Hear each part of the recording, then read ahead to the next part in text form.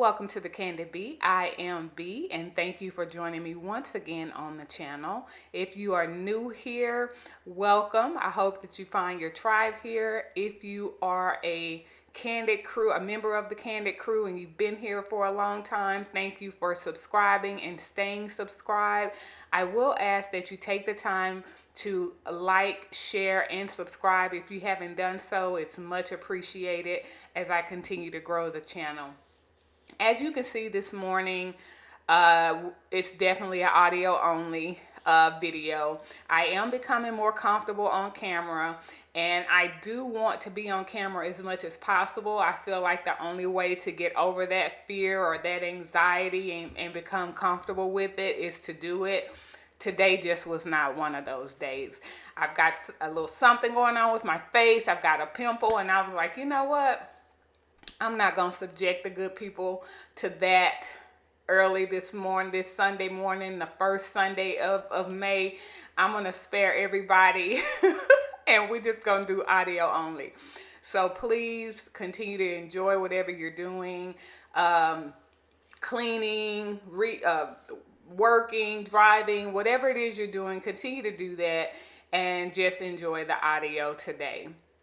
I really want to get this video out, and I actually tried to record it last week because some of the conversations that I've been having, matter of fact, a lot of the conversations I've been having, a lot of the content that I've actually been consuming has been around retiring early. I'm 48. It's definitely high on my priority list. I think as a midlife woman, especially a Black woman, we are in, if you're in the corporate world, you're definitely in a strange time that we probably haven't been in a long time. There's a lot of uncertainty there. And I'm going to be honest, a lot of times we have highly visible roles. A lot of us are playing Olivia Pope in the workplace, to where we're the person that everyone turns to. Although we may not be paid equally, although we have to fight for our respect in the workplace corporately, and we've seen the jobs that have gone away. We hear the numbers, and they're so disgusting. I don't even want to repeat them, but you know where they are. And then also, I think because we've played this role in life and in work as professionally as fixers, that quote unquote, if you have any issues or you get lost, find a black woman and they will help you and you'll be safe. We've been playing that role for centuries. And a lot of us, especially those of us Gen X, I'll say early millennial, we're burnt out. We're tired. And retirement, early retirement, slow life, all of those things have been at the topic of a lot of our public and private conversations. So one of the things that I want to do today is kind of discuss my thoughts around FIRE, financially independent, retire early, Coast FIRE, all of the things, because I think it's a realistic topic of conversation for a lot of my inner circle and just a lot of people that have had their eyes open for a long time. So I'm going to say I first started out probably watching FIRE content on YouTube probably right before the pandemic. One thing that's not new, I've always wanted to move abroad. Ever since I got divorced, and I got divorced back in 2006. So I've been divorced for 20 years officially this year. And I have a 24-year-old, soon to be 25-year-old son. So I didn't move abroad back then because I just didn't think it was right to take him out of the country, so far away from my ex-husband. But living abroad has always been a goal of mine. anybody that knows me will tell you I've talked about it religiously. So when I first started consuming content around FIRE or retiring early, I really stumbled on that by mistake, because what I was really looking for were Black people, specifically Black Americans living abroad. And as you know now, if you are heavily invested in the topic, those two often go hand in hand. So it really fed everything that I needed. And, always wanted to live abroad. And of course, like most people, I just thought, it's so funny because when I worked at one of the major insurance companies, and this was back when we did a lot of things by paper. Baby, when I tell you I was printing up packets on moving to Canada, I'm talking about wasting whole reams of paper printing out information. And this was probably back in 2007. Like, I was not playing around. I was on it. I've been on it for a long time, just printing off information that I never would need. And of course, over the years, I've evolved out of Canada being one of my top places. And if you see some of the content that I've been posting of my travels, it has been to places that are on my list of places to move. So yes, I'm going on vacation, but I'm also using my vacations as a dual purpose.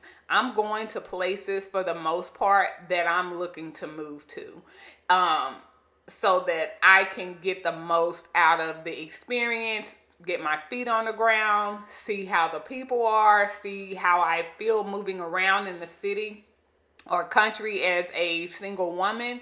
So when I travel, it's multi-purpose. It's for multi-purpose reasons.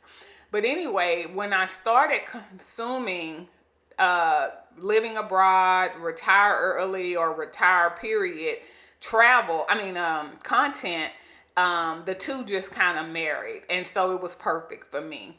And one of the first people that I encountered that really held my attention were Amon and Christina from Our Rich Journey. I still follow them. I still consume their content religiously. I've bought budgeting templates from them. Like, they are the creme de la creme in my book because they've done it right. Where I differ is, of course, it's two of them. And they were hip to the game way early in life than I was. So being 48 and being at this place in life, also as a single woman, a divorced woman, I have some things that are pluses for me. They're pros, and then I also have some things for me that are cons in the situation. But I have started to do some things to kind of facilitate where I'm trying to go. And here's I'll just talk briefly about some of the things I've considered, although moving abroad is top of the choice for me. One of the things that I did was I opened up brokerage accounts. I opened up brokerage accounts with the big three: Vanguard, Charles Schwab, and Fidelity. Now, my company uses Fidelity for our 401k management, so I already had my 401k there, but then I also did open up. Well, actually, I'll be honest. I originally had an account with TD Ameritrade because of some of the stocks that I wanted to purchase at the time were Canadian stocks. And so at that point, when they got bought out or merged, then that turned into my brokerage account with Fidelity. So that's actually how that came about. Vanguard, I intentionally opened that account after watching content from Amon and Christina and researching and just being knowledgeable about index funds over the years. And I will put Amon and Christina's channel in the description box because they're amazing. I've seen their praises. I've learned so much from them, not just about moving abroad, but also about investing. And even if I don't have the money to do it at the time, I'm knowledgeable. And so when I get a little piece of anything, I know what to do with it. Now that's not saying I haven't had to dip into it, but I'm knowledgeable. And the first step is being knowledgeable to me. Because once you have that, you can only build on it. No one can take from you what you know in your mind and what you've got filed away. So, and with Charles Schwab, I actually got my Charles Schwab account. I opened that because I wanted to open a banking account so that once I start traveling internationally, I could get the debit card and I could use their ATM without transaction fees and all of that. They're very good for that. And then I got my Platinum Amex, which I chose the Charles Schwab Platinum Amex. So that also gave me some reward there. So I've been dipping and doing it, as Wendy Williams used to say. Another thing I did to focus on my retirement was I got an HSA with my health insurance. For a long time, because I'm so knowledgeable about health insurance and the medical industry and how it works, I've worked for one of the main big insurance companies. I worked there for probably 5 years, a little over. So I'm very knowledgeable how that worked, and I always just kind of stuck with PPO. But once I learned, and I may have learned this through Amon and Christina also, about the health savings account and HSA and how to properly use it, then I started getting that when it was time for open enrollment. So I know many of open enrollments start happening in the fall. So maybe between now and the fall, you start researching what a HSA is, how it can benefit you. And then when your open enrollment comes around, if that's something that you feel like is a good move for you or your family, then I say sign up for that. Because HSAs work that money is yours. And then with ours, once you have a certain amount, you can then move it out and invest it or do whatever you need to do to grow it. But most importantly, it gives you a tax benefit. For people that have, especially you get into the higher salaries, the 6-figure salaries, bonuses, things like that, you need to try and lessen your tax liability as much as possible. And you don't know what you don't know. Now, my father is very well financially, but he hasn't educated me directly on tax rules and laws and ways to lessen my tax liability as my income has grown.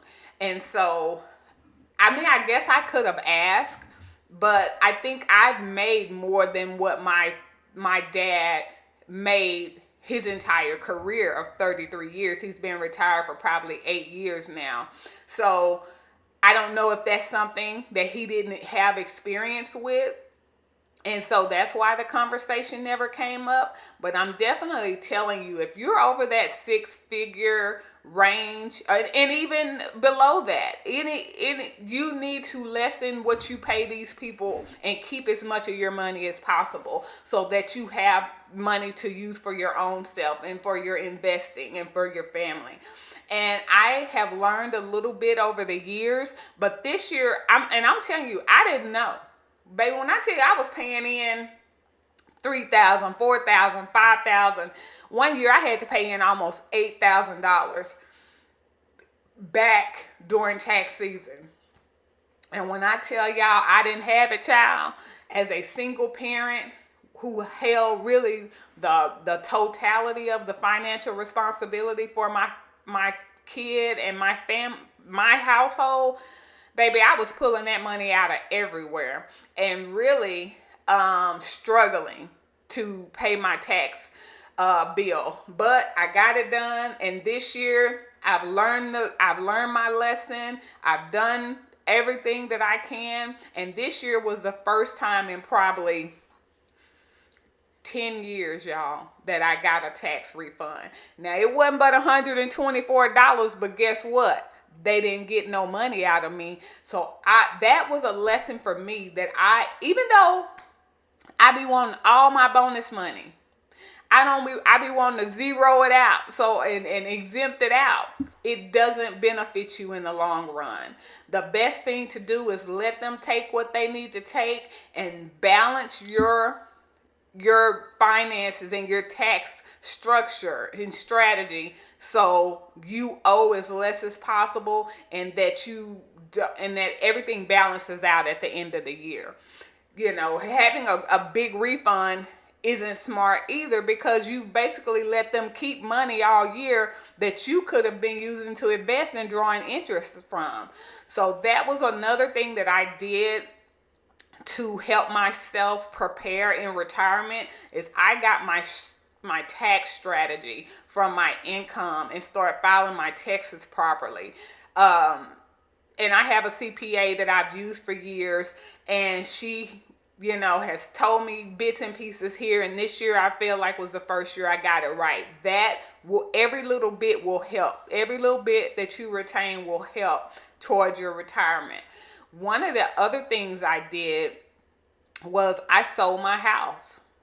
As a single Black woman, I was over 40 at the time. I was able to buy a home in a one of the affluent areas of the city that are suburbs that, statistically I probably shouldn't even be able to live in, let alone own a home in by myself. And like everybody, we grow up hearing that home ownership is the goal. Home ownership is the finish line for so many people, especially in the Black community. But there was a couple that I used to watch on YouTube, and I forgot the husband's name, but the woman's name I remember was Tracy. And when I first started watching them, they were living in North Carolina, because North Carolina is one of the places that I've considered moving to. And then I started looking at the DMV. Well, out of the blue, they moved to the DMV. So I was watching a lot of their content based around different cities in North Carolina, different parts of the DMV. But they also would have conversations around the cost of housing. I think she was a realtor. He worked in tech. So it was they provided some good, stable information.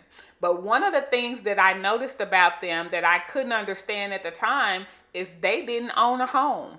Although she was a realtor, she said they preferred to rent. And at the time, of course, I'm like, oh, they're two, Black people, they've got a family unit, they're educated, they both went to Howard, like these are smart people, but they just kept saying they did not want to own a home. Well, guess what? I made it to that finish line that I had set for myself, that benchmark that I had set for myself, and I bought my home. And it was not what I thought it was going to be. I hated it. I hated every minute of it. I hated the home buying process. I think I'm still traumatized from the home buying process, because I bought my home during COVID. And there were so many people moving here from other places, especially California, that had an abundance of cash, because, of course, the homes here in Texas are not as expensive as California. And I put in 30 offers before I got my home. And the home that I got is not the home that I wanted. It was the home that I didn't even want the least. I really didn't even want to put an offer on the home. I got talked into it. And I had already fired one realtor for trying to force me to move into an area that I didn't want to live in. And the other person I got was just, hey, this guy's a realtor, use him. I didn't know, and I didn't have anybody guiding me through the process. And after being beat out on 30 houses, I finally was just like, whatever, I don't care. I'll make the most of it. And the worst part about it is during COVID, things that we watch on HGTV that people remodel and redo and all of that in their homes, guess what the prices did for all of those things? Not only were material costs way higher than during COVID, because everybody was using COVID as an excuse to increase the prices even when they didn't need to. So the cost of materials was more, the cost of contractors was more. There was a lot of contractors scamming more because they were getting PPP loans, and so they didn't really need the work because they were still getting the money. It was so much scamming going on. The prices were so inflated that even the things that I wanted to do to that house to make it up to my standards and make it me, it's like I almost couldn't even afford to do that. Now, don't get me wrong, it was in a beautiful subdivision. It was in one of the main subdivisions in this suburb. It was beautiful, but the house wasn't me. It wasn't what I would have chosen for myself had I just took my time. And then I started having issues. There was a plumbing issue. There was an AC issue. There was this issue. And then finally, the straw that broke the camel's back was we had a freeze a few days before Christmas and a pipe burst in my garage. So now I've got to have restoration. I've got insurance companies. They had to tear it all out and put it back. Like, it was a mess. And that was the final straw for me, because guess what? This isn't saving me any money.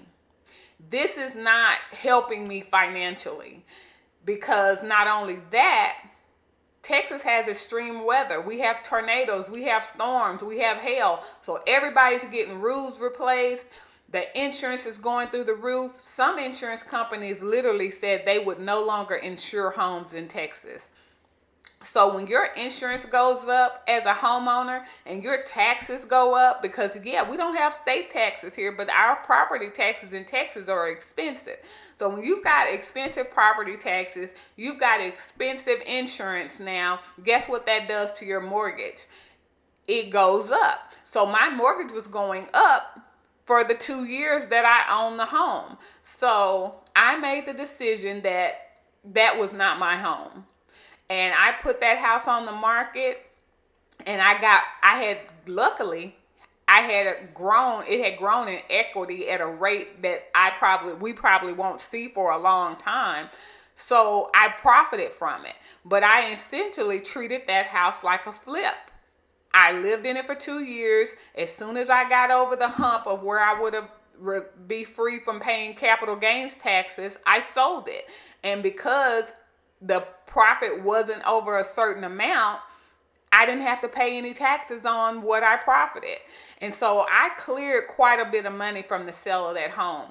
And to this day, it's the one thing that I do not regret at all.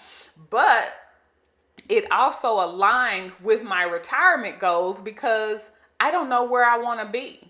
And I don't want to put down any roots. So my house sold like in 7 days, a cash offer. They didn't even want to do an inspection. They just wanted the house. So I literally had to find somewhere to move to within a week of it being on the market.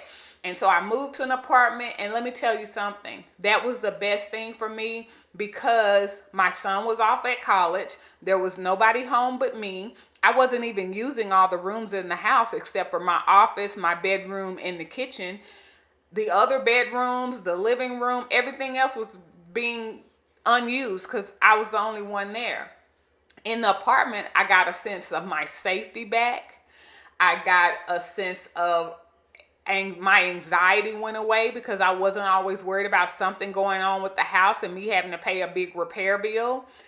And it was just easy. If something went wrong, I could just call to the office and they would fix it.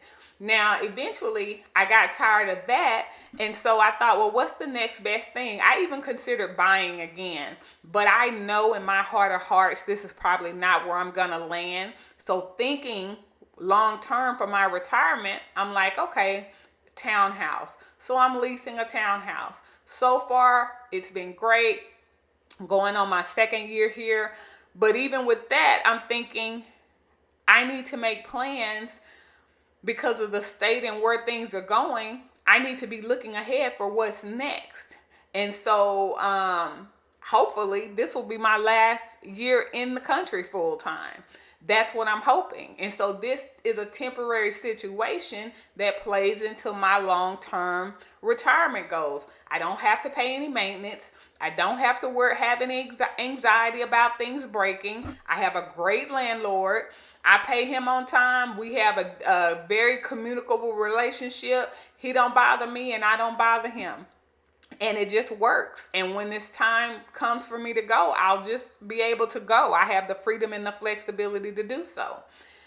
And another thing I did was, of course, I've talked about moving abroad, is I started visiting countries and places that I would want to live. 2024, end of 2024, I went to Portugal because Portugal is the top spot on my list.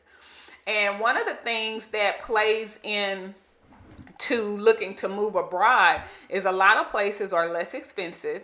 So your money goes further. The health care is better. The food is definitely better because we know here the food is full of toxins and chemicals and it's not actually food in a lot of cases. So your health will increase. Something else that I found out about myself in midlife is I don't like to drive. Like I literally don't like to drive. So I go to places and I look at places that I know are walkable cities. And the more that I do that, I found out how much I enjoy walking, how much I enjoy living in cities where I don't necessarily need a car. I can take a Uber, or in Europe, I can take a boat. I can, I can call a driver, or I can just walk to where I want to go or have things delivered. That is the life that I desire for me. I don't want to have a car. Now, will I probably at some point have one? If necessary, yeah, probably so. But I don't want to live anywhere where I have to have one. I want a car that maybe I have to drive once or twice a month. Y'all, I hate driving. And so the top two places on my list, Portugal and Panama, are both walkable cities. You don't need cars to live in either one of those cities. And I went to Lisbon, and of course I need to visit more places in Portugal, but I went to Lisbon. And Panama, of course, I was in Panama City. I looked at different neighborhoods and different ways of living. And so I really wanted to explore all of that because, again, I'm looking at places where my money will go further, where the health care is better, and which the quality of food and in turn quality of life is better. That is the main objective in my retirement. Now, I will say that when I went to Panama, that was the longest that I had been gone. And I stayed in, as you can see from my shorts, I stayed in a hotel and I stayed in a couple of Airbnbs. And I found myself missing Panama because I think the difference in Portugal, I stayed in a hotel the whole time. I was there a week. I think staying in those Airbnbs gave me the opportunity to have a true lived-in experience. And I feel like that's why I miss it more than I miss Portugal. And trust me, I thought Portugal was going to be my end-all be-all. But the people in both places were kind.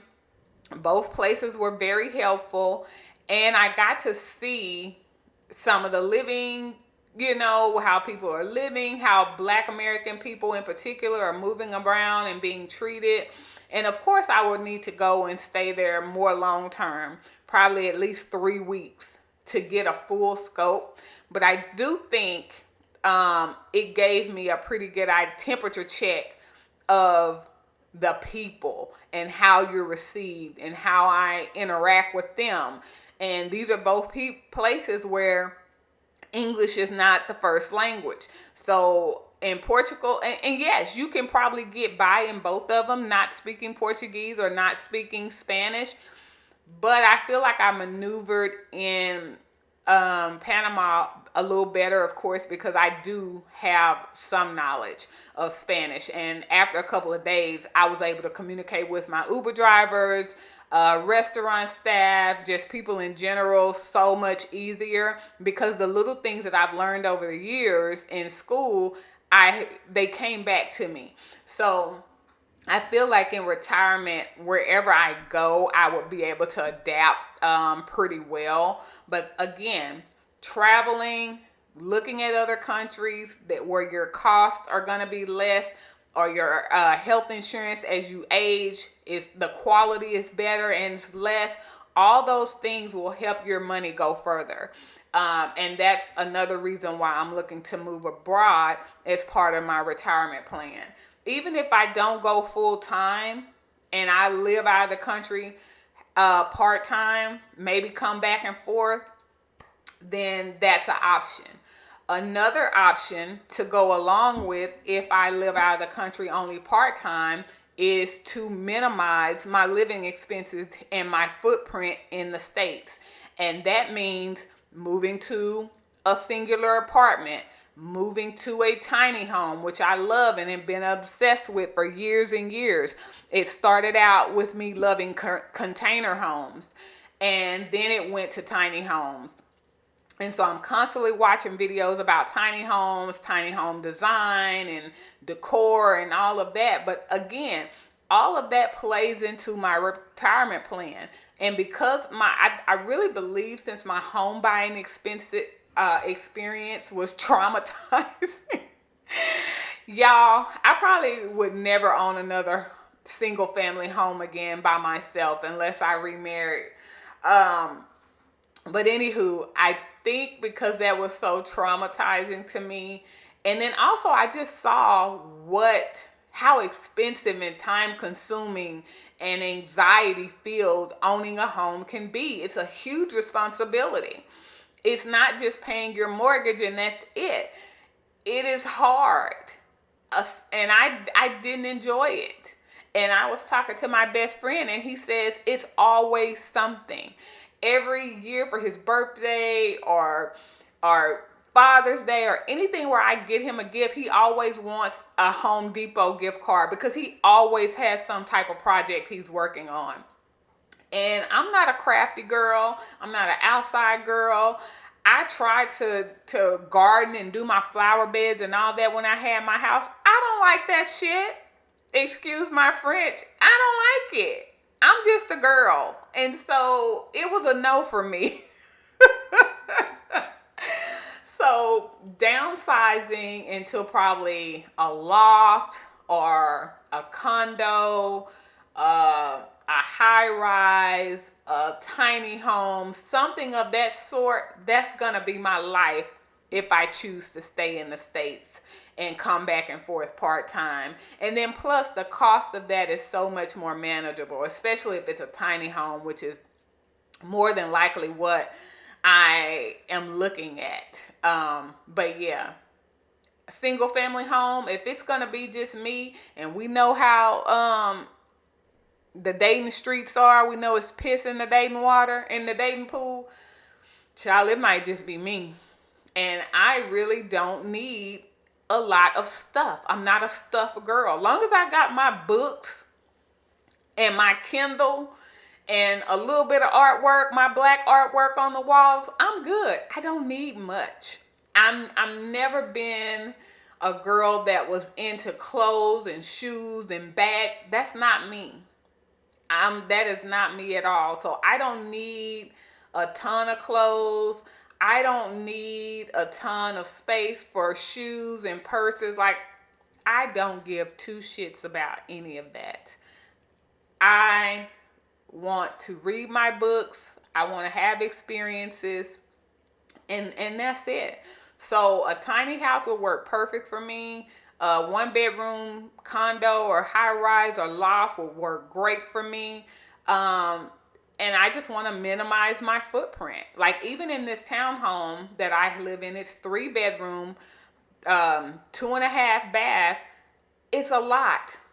And like once my son moves out, if I'm still in the States, I'll definitely move out of here because I just don't need that much space. And yes, I enjoy having a separate office. And yeah, I would love to have a guest room. But at the end of the day, I don't even have company like that.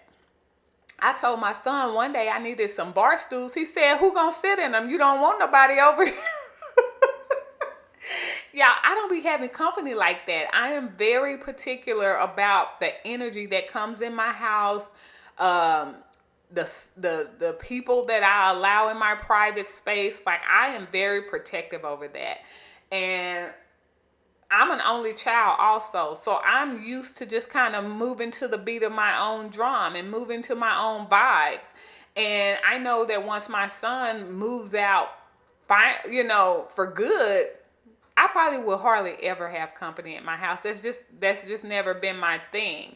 Um, so a small space would do fine for me, and it would also not just lessen my footprint, but again, save me more money in living expenses so that I can afford to be retired as early as possible.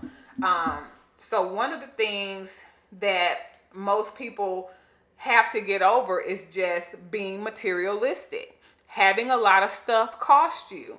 And whenever I see, and I used to be one of those people that love looking at big homes and I need a room for everything and everybody. After my home ownership experience, all that looked like to me was money and maintenance. And no, thank you. I want no parts of it. If I don't have a husband or a man that is going to maintain all that, then baby, no, get somebody else to do it. Now, if I'm in the country and I got me a good old country boy, who y'all know what I say about country men, they are at the top of the food chain for a reason. Now, if I got a country man and he good with his hands, or I got somebody that is willing to pay for whatever we need, then have at it. But other than that, owning a home or owning a single family home as a single woman really just doesn't fit into my retirement plan. So let's go back over a few things so far. I sold my house. I started investing and saving. And not only, I forgot to mention, all of my brokerage accounts, my HSA, but I also started maxing out my 401k to the company match. And then I opened a high yield savings account and also a Roth IRA. So all of those things, and it sounds like a lot. I'm not a financial advisor. Do your own due diligence. But all of those things are important into growing the money you have. Even if you don't have a lot of money, what you have should be working for you and growing. Um, One of the things that I did that I kind of slacked off on was my debt management. I have accrued some debt since I sold the house, and so I focus on paying that back down. That is a priority. But I'm also decreasing my spending. I told you all in my Sephora and Ulta video that I'm simplifying my skincare routine because those products are expensive. And so over the years, I kind of get in the habit of buying whatever I want and not even looking at the price, or buying several different things. That's out. Now I'm trying to stick to one or two, three at top staple serums or treatments, and then my moisturizer and my sunscreen. I can't be having all this foolishness spending. Y'all, I think I spent $700 in the month of February at Ulta and Sephora. It was disgusting. I was disgusted with myself. So definitely decreasing my spending, decreasing my eating out, being mindful of where I buy my food and trying to get the best quality at the best price. I'm sorry for hitting that.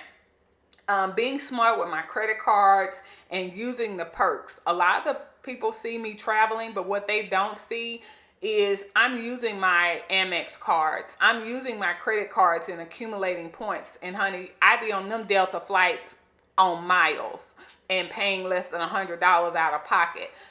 If you've got your credit cards, use them for the purposes they were intended.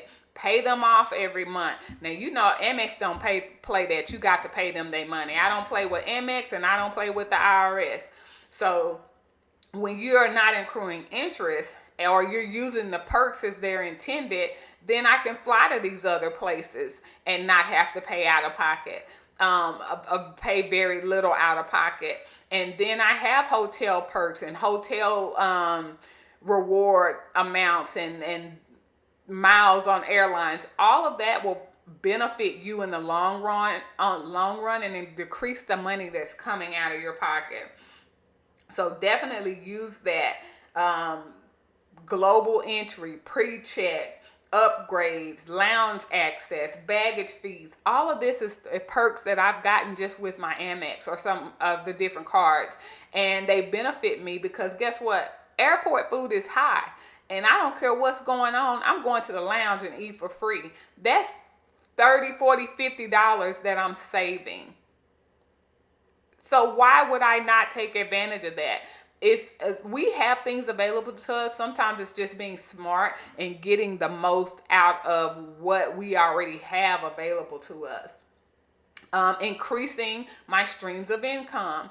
A lot of you may not know I started a virtual assistant and consulting business. I don't have any clients at the moment. I kind of slacked off on that, but having a side hustle, starting something entrepreneurial because we know that these jobs are not going to be here. They're not guaranteed. And then starting my YouTube channel are all things that I'm doing to increase my income.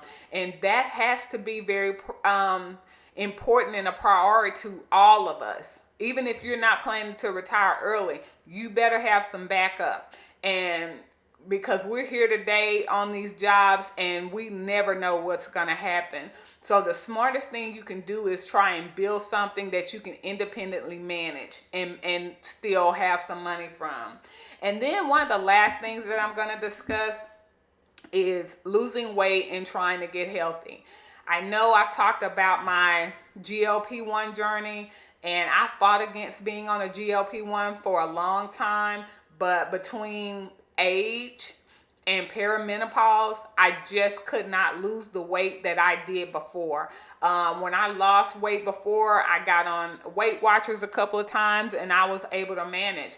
This time with perimenopause in the mix, I just could not do it. It was not budging, and I finally gave in after about a year. And in November, I started on Zepbound or tirzepatide, and it has been amazing for me. Now, I haven't been one of those people that have lost weight quickly. It has been a very slow weight loss for me, and for that I'm thankful because I haven't had some of the hollowness in my face and some of the things where people look like they're on a GLP-1.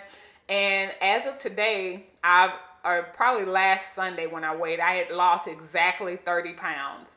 So not only have I surpassed my pre-baby weight of almost 25 years ago, I weigh even less than I did then. I probably weigh 10 pounds less than I did. Matter of fact, I weighed 12 pounds less than I did when I first got pregnant. And I was fine. I was a perfect size 12, solid build. It was good. But I will say I'm about 10 pounds away from my goal weight. And I have started to pull back. I was on the 5 milligram, and I'll do a separate video about this. And I skipped a week, and then I took 2.5 milligram yesterday injection. And so I want to start to pull back. I don't want to lose too much weight. I don't want to get that quote unquote Ozempic face look or GLP face look. I want to continue to lose slowly. And then once I get to my goal weight, I really want to be at maintenance. And to be honest, I could probably stop right now and be good. But I do want to slowly pull myself back down and go into more of a maintenance mode. And I go to the doctor next week. In a couple of weeks. And I'll discuss it with her. But I think I'm in a very good place. But working out, strength training, all of those things are what is a priority now. Continuing to eat well, getting off medications that I'm on. Those are the things that are a priority because the less you have to pay for health care in your retirement, the more of the money that you'll be able to keep. And so my point is, while we're at an age when some of us are not having major health issues, we need to be focused on the food that we eat, what we're drinking, not having excessive alcohol. Like I barely drink alcohol anymore at all because one, it's just not healthy. And two, I don't want the empty calories. I can be social. And this is something that I found out. I can be just as social with a seltzer and cranberry and lime as I could with a cocktail. and I don't need it. So I don't feel the need to drink as much alcohol, but my focus is being healthy. And what I'm putting into my body, I do need to focus on exercising, and making work less of a priority, because when you get home, you're just tired. But if you get to retirement, and I've had a couple of people in the last couple of weeks and couple of years that died early in their 60s, and these were people that were in good health, on no medications, worked out religiously. So you just never know. You have to give yourself the best chance possible, and not only will that benefit you and your family, it will benefit you financially in retirement if you're not having to spend as much money on health care. But also, again, moving to places or countries that have better health care, and they have better health plans, they have better health care, and they have better and less expensive insurance that gives you access to health care in some of these other countries.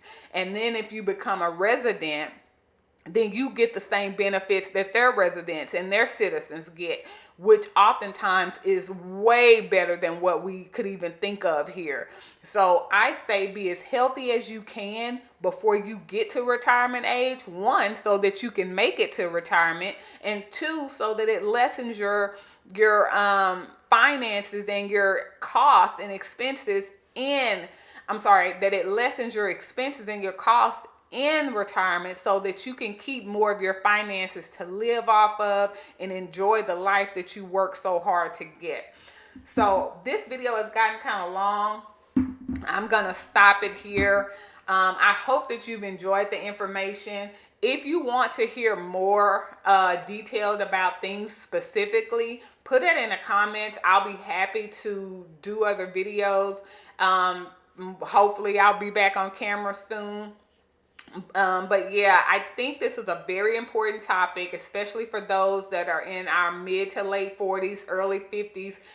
My goal and my prayer is to be able to retire within 2 years, sooner if possible, as soon as possible. And when I say that, I mean retire voluntarily, not involuntarily. And so it's very important that you build something for yourself, and most importantly, that you have a plan. And yes, it's not an easy conversation. Anytime we have to lay out our finances and lay out the future and try to plan, because we never know what's going on. We see the state of what's going on, of the world. But I say do the best you can. Have a plan A, B, and C. Have hard conversations if you're married or you have a partner. Have those conversations now. And then also, one other thing I left out is estate planning. You have to have an estate plan. One of the things that I did that has taken anxiety away from me and lifted a weight off my shoulders in 2020, I had my will created, and I also had a trust created for my family, for my household. And I've got my power of a medical attorney, my power of attorney, my HIPAA, my plans, if I were to pass away, funeral plan, all of that is already laid out. If you have insurance policies, you make your trust the beneficiary to bypass probate. If you have brokerage accounts and bank accounts and all of that, you make your trust the beneficiary on that. You have to be prepared.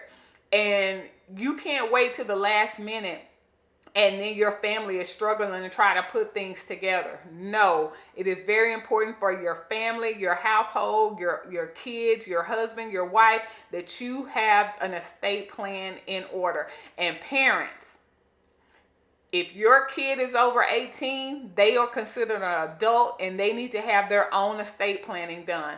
My son has had a will, even though he's my broke best friend. He has had his own will, his own power of attorney documents, his own medical power of attorney He has had all of that done since he was 22 years old. I got it done while he was away at college. So for all of you that are graduating kids this year and they're going off to college, get that paperwork in order. because you don't know when emergency situation will happen, and you're not automatically put in control when they're a minor. You need to have things in place. So estate planning is one of the most important parts of planning for retirement, and that is something I don't play about. Even since I had it in 2020 created, I've had my trust updated 3 times already. 3 times already. As your kids become adults and they're no longer minors, you need to update your documents. Don't be the person that something happens and all of your hard work goes to somebody else because you didn't update your documents. All of that is an important part of retirement. So do not leave estate planning out. Trusts are definitely the way to go.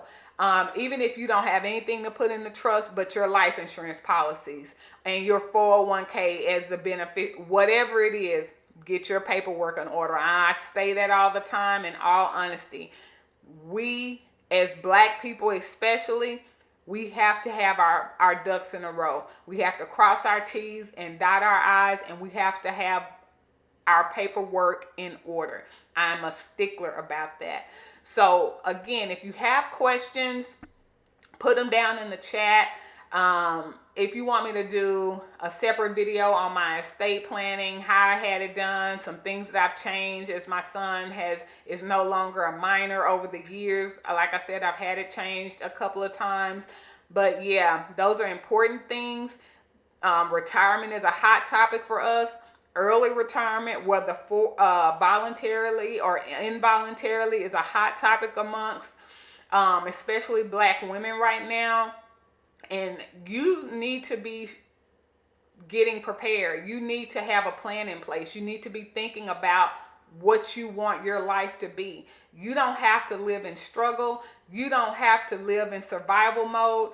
I personally am taking myself out of survival mode, and I want the best for you. I heard one of my other trusted content creators, Sabado, who does retirement videos. He said he doesn't expect that everybody will retire early or retire, but he does expect for everybody to live their best life. And that is so true. So shout out to Sabado. I listen to him religiously as well. I'll put his I'll put his channel information down in the description box. Thank you all for joining me today. Whew, I didn't know this was going to be that long, but I guess I got a little long-winded. I appreciate you. Make sure you like, share, and subscribe. If you made it to the end of this video, put a beach umbrella in the chat, or just put a heart in the chat if you made it to the end of the video, because I appreciate you for listening. Have a great week, you guys.